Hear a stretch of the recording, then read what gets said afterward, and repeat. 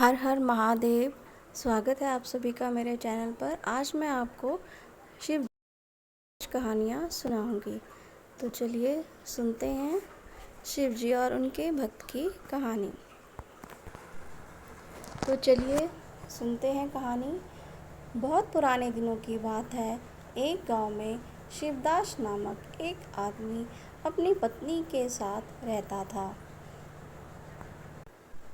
वैसे तो शिवराम एक किसान था, लेकिन उस साल उस गांव में बारिश न होने के कारण सभी किसान की फसलें सूख गई थी, जिस कारण से खेत में फसल उगाने के लिए कोई साधन नहीं था।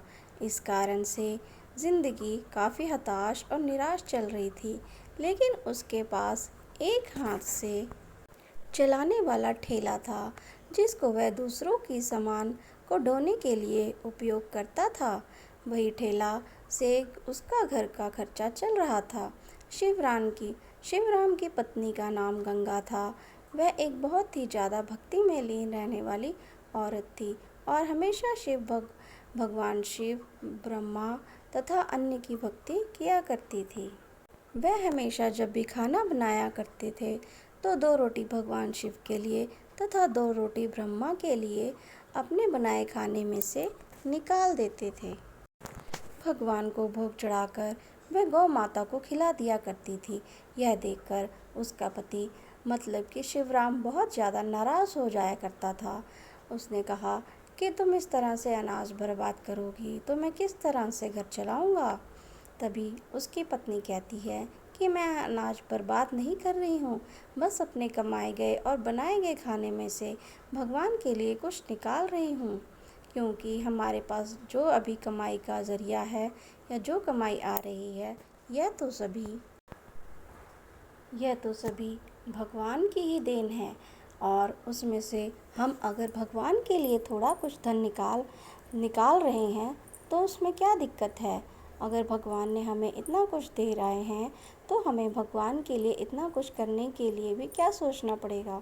अगर बाद में हमारे पास कुछ नहीं होगा तो भगवान ही हमारी सहायता करेंगे। पत्नी की बातें सुनकर शिवराम की आंखें खुल गई। उसने कहा कि तुम बिल्कुल सही बोल रही हो। मेरे पास जितना भी है, हमारे पास जो भी खाने पीने का है, सब भगवान की ही देन है। क्योंकि अगर भगवान हमें काम नहीं देंगे तो हम इस तरह से भूखे ही रहेंगे। तुम हर रोज़ भगवान के लिए थोड़ा सा खाना निकाल कर बहुत प्यार से खिलाया करो और गौ माता को भी ऐसे ही खिलाया करो। इससे हमारी सुख समृद्धि बढ़ेगी। शिवराम की पत्नी गंगा कहती है कि आप भी भगवान शिव की उपासना, आराधना और उनका ध्यान किया करो। इससे हमारी कमाई का ज़रिया ज़्यादा हो जाएगा। उन्होंने अगले दिन ठीक वैसा ही किया। भगवान का ध्यान करके घर से निकला और मुझे उस दिन बहुत ज़्यादा कमाई हुई। वह बहुत खुश हुआ। शाम को जैसे ही घर आया, अपनी पत्नी गंगा से कहता है कि आज मेरी कमाई बहुत अच्छी हुई है, उस कारण मुझे बहुत सारे पैसे मिले हैं, मानो पैसों की बरसात हुई है। तभी उसकी पत्नी खुश होकर कहती है, ये तो भगवान की देन है। उन पैसों को अपने राशन के लिए उपयोग किया और जब थोड़ा पैसा बच गया तो उसकी पत्नी बोली कि हम कुछ पैसा भगवान के चरणों में समर्पित कर देते हैं। उन्होंने कहा कि इसमें से कुछ पैसा निकालकर मंदिर के पुजारी को दे देंगे, जिससे वह भगवान की सेवा में उसका उपयोग करेंगे। इसमें शिवराम ने भी अपनी सहमति जताई और कहा कि तुम सही कह रही हो, आखिर भगवान के नाम से हम इतने सारे धन की प्राप्ति हुई है। एक दिन की बात है, शिवराम किसी तरह से कहीं गया हुआ था अपने कार्य करने के लिए, और जब वह अपने घर लौटा तो उसकी तबीयत ज़्यादा खराब हो गई थी। उसकी पत्नी गंगा ने जब उसके सर पर हाथ फेरा तो देखा उन्हें बहुत ज़्यादा बुखार है।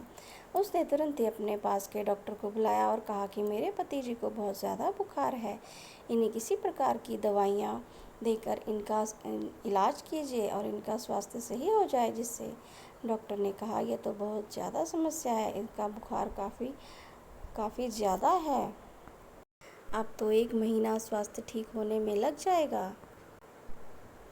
अब दोनों पति पत्नी उदास हो गए और गंगा यह सोचने लगी, अगर मेरे पति की तबीयत 1 महीने तक सही नहीं हुई तो उनके घर का खर्चा कैसे चलेगा। आखिर 1 महीने तक कौन कमा कर लाएगा, क्योंकि उस साल भी बारिश नहीं हुई थी और उनके खेत में भी अभी तक सूखा ही था। इस प्रकार से फसल भी नहीं हुई थी और तबीयत खराब होने के कारण वह मार्केट में ठेला लेकर नहीं जा सकता। ऐसे में उसका रहन सहन बहुत ही मुश्किल हो गया। 10 दिन बीत जाने के बाद गंगाराम की तबीयत में कुछ हद तक सुधार होने लगा, लेकिन वह फिर भी चलने फिरने की हालात में नहीं था और उसका खेत भी सही हालात में नहीं था और ना ही उसे कोई बाहर जाने का रास्ता नज़र आ रहा था। वह सोचने लगा, मेरी इतनी तबीयत खराब है, पता नहीं हमारी आगे की ज़िंदगी कैसे चलेगी। यह सब चीज़ें भगवान के ऊपर ऊपर उसने छोड़। अब शिवराम की पत्नी अपना ज़्यादातर समय पूजा पाठ और शिव की भक्ति में लगाया करती थी। यह देखकर भगवान शिव बहुत ही उदास थे और चिंतित थे कि मैं अपने भक्त की सहायता किस प्रकार करूं। वह शिवराम की मदद करना चाहते थे और वह ये सोच रहे थे कि वह किस प्रकार से शिवराम की मदद करें। एक दिन की बात है, भगवान शिव ने ब्रह्मा को बुलाकर कहा कि हमारे भक्तों का हाल बहुत बुरा है, हमें उनकी मदद करनी चाहिए। उन्होंने कहा कि यह तो अभी बीमार चल रहा है और अपने खेत भी नहीं जोत सकता है, उसमें खेती भी नहीं कर सकता है। अगर वह खेती करे, अनाज उगाए तो उसका जीवन सुधर सकता है। यह सोचकर भगवान शिव जी ने उसके खेत में बारिश करा दी। भगवान शिव स्वयं ही उसके खेत में हल चलाने लगे और बीज उगाने लगे। उसके खेत में बीज बो दिया। भगवान ही उसके देखरेख किया करते थे और किसी को भी कुछ कानो कान खबर नहीं हुई। एक दिन की बात है, भगवान शिव ने शिवराम को सपने में कहा तुम्हारे खेत में बहुत सारी फसल लहरा रही है, तुम सोकर क्या कर रहे हो।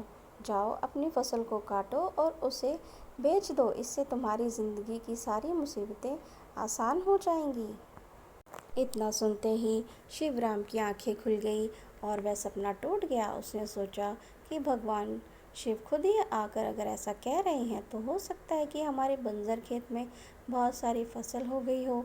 उन्होंने सुबह का इंतज़ार नहीं किया और दूसरे ही दिन अपने खेत पर गया और देखा कि वहाँ बहुत सारी फसल उसके खेत में लगी हुई है। यह देखकर शिवराम और उसकी पत्नी बहुत खुश हुए। उन्होंने अपनी फसल की कटाई करनी शुरू कर दी। कटाई करके अपनी फसल को मार्केट में बेच दिया और उससे बेचने से उन्हें खूब सारे पैसे मिले और गांव में वह सबसे अच्छे और अमीर हो जाते हैं। उन्होंने साफ मन से भगवान की आराधना की और कहा कि भगवान, मैं आपको शुक्रिया किस प्रकार अदा करूं। आपने मुझे इतनी ज़्यादा धनराशि तथा फल सब्जियों से नवाजा है और मेरे खेत में जहाँ एक भी दाना या एक भी पौधा नहीं बचता था, उस खेत में आपके द्वारा बहुत सारे फसल अब लगने लगे हैं। ऐसे में मैं आपका शुक्रिया किस प्रकार करूं, मुझे समझ में नहीं आ रहा है। तो इस तरह भगवान शिव की कृपा से उनके जीवन में खुशियाँ आई और उनके सभी कष्ट दूर हुए और वह अपने नित्य कार्य में रोज़ ही भगवान शिव और ब्रह्मा जी के लिए भोग निकाला करती थी और गौ माता के लिए रोटी निकाला करती थी। तो ये थी शिव भक्त की कहानी। तो इससे आपने जाना कि किस प्रकार भगवान शिव ने अपने भक्त की पीड़ा को देखकर उसकी सहायता की और उसके सारे कष्टों को दूर किया। तो बोलिए शंकर भगवान की जय हो। एक बुढ़िया थी, उसका नियम था प्रति रविवार को सवेरे ही स्नान आदि कर घर को गोबर से लीप कर फिर भोजन तैयार कर भगवान को भोग लगाकर स्वयं भोजन करती थी। ऐसा व्रत करने से उसका घर अनेक प्रकार के धन धान्य से पूर्ण था। श्री हरि की कृपा से घर में किसी प्रकार का विघ्न या दुख नहीं था। सब प्रकार से घर में आनंद रहता था। इस तरह कुछ दिन बीत जाने पर उसकी एक पड़ोसन, जिसकी गौ का गोबर वह बुढ़िया लाया करती थी, विचार करने लगी कि यह वृद्धा सर्वदा मेरी गौ का गोबर ले जाती है, इसलिए अपनी गौ को घर के भीतर बांधने लगी। बुढ़िया को जब गोबर न मिलने से रविवार के दिन अपने घर को ना लीप सकी, इसलिए उसने ना तो भोजन बनाया, ना भगवान को भोग लगाया तथा स्वयं ही उसने भोजन नहीं किया। इस प्रकार उसे निराहार व्रत किया। रात्रि हो गई, वह भूखी सो गई। रात्रि में भगवान ने उसे स्वप्न दिया और भोजन न बनाने तथा भोग लगाने का कारण पूछा। वृद्धा ने गोबर न मिलने का कारण सुनाया। तब भगवान ने कहा, माता, हम तुमको ऐसी गौ देते हैं जिससे सभी इच्छाएं पूर्ण होती हैं, क्योंकि तुम हमेशा रविवार को गौ के गोबर से घर को लीप कर भोजन बनाकर मेरा भोग लगाकर खुद भोजन करती हो। इससे मैं खुश होकर तुमको वरदान देता हूँ। निर्धन को धन और मान स्त्रियों को पुत्र देकर दुखों को दूर करता हूँ तथा अंत समय में मोक्ष देता हूँ। स्वप्न में ऐसा वरदान देखकर भगवान तो अंतर ध्यान हो गए और वृद्धा की आँख खुली तो वह देखती है आंगन में एक अति सुंदर गौ और बछड़ा बंधे हुए हैं। वह गाय और बछड़े को देखकर अति प्रसन्न हुई और उसको घर के बाहर बांध दिया और वहीं वहीं खाने को चारा डाल दिया। तब उसकी पड़ोसन ने बुढ़िया के घर के बाहर अति सुंदर गौ और बछड़े को देखा तो द्वेष के कारण उसका हृदय जल उठा और उसने देखा कि गाय ने सोने का गोबर किया है, तो वह उस गाय का गोबर ले गई और अपनी गाय का गोबर उसकी जगह पर रख गई। वह नित्य प्रति ऐसा ही करती रही और सीधी सादी बुढ़िया को इसकी खबर नहीं होने दी। तब सर्वव्यापी ईश्वर ने सोचा कि चालाक पड़ोसन के कर्म से बुढ़िया ठगी जा रही है, तो ईश्वर ने संध्या के समय अपनी माया से बड़े जोर से आंधी चला दी। बुढ़िया ने अंधेरी के भय से अपनी गौ को भीतर बांध दिया। प्रातःकाल जब वृद्धा ने देखा कि गौ ने सोने का गोबर दिया है तो उसके आश्चर्य की सीमा न रही। वह प्रतिदिन गौ को घर के भीतर बांधने लगी। उधर पड़ोसन ने देखा कि बुढ़िया गौ को घर के भीतर बांधने लगी है और उसका सोने का गोबर उठाने का दाव नहीं चलता, तो वह ईर्ष्या और डाह से जल उठी और कुछ उपाय न देख पड़ोसन ने उस देश के राजा की सभा में जाकर कहा, महाराज, मेरे पड़ोस में एक वृद्धा के पास ऐसी गऊ है जो आप जैसी राजाओं के ही योग्य है। वह नित्य सोने का गोबर देती है। आप उस सोने से प्रजा का पालन करिए। वह वृद्धा इतने सोने का क्या करेगी। राजा ने यह बात सुनकर अपने दूतों को वृद्धा के घर से गऊ लाने की आज्ञा दी। वृद्धा प्रातः ईश्वर को भोग लगाकर भोजन ग्रहण करने जा ही रही थी कि राजा के कर्मचारी गऊ को लेकर गए। वृद्ध काफी रोई और चिल्लाई, परंतु कर्मचारियों के समक्ष कोई क्या कहता। उस दिन वृद्धा गऊ के वियोग में भोजन ना खा सकी और रात भर रो रोकर ईश्वर से गऊ को पुनः पाने के लिए प्रार्थना करती रही। उधर राजा गऊ को देखकर बहुत प्रसन्न हुआ, लेकिन सुबह जैसे ही वह उठा, सारा महल गोबर से भरा दिखाई देने लगा। राजा यह देखकर घबरा गया। भगवान ने रात्रि में राजा को स्वप्न में कहा, हे राजा, गाय वृद्धा को लौटाने में ही तेरा भला है। उसके रविवार के व्रत से प्रसन्न होकर मैंने उसे गाय दी थी। प्रातः होते ही राजा ने वृद्धा को बुलाकर बहुत से धन के साथ सम्मान से गौ और बछड़ा लौटा दिया। उसकी पड़ोसन दुष्ट बुढ़िया को बुलाकर उचित दंड दिया। इतना करने के बाद राजा के महल से गंदगी दूर हो गई। उसी दिन से राजा ने नगरवासियों को आदेश दिया कि राज्य तथा अपनी समस्त मनोकामनाओं की पूर्ति के लिए रविवार का व्रत करो। व्रत करने से नगर के लोग सुखी जीवन व्यतीत करने लगे। कोई भी बीमारी तथा प्रकृति का प्रकोप उस नगर पर नहीं होता था। सारी प्रजा सुख से रहने लगी।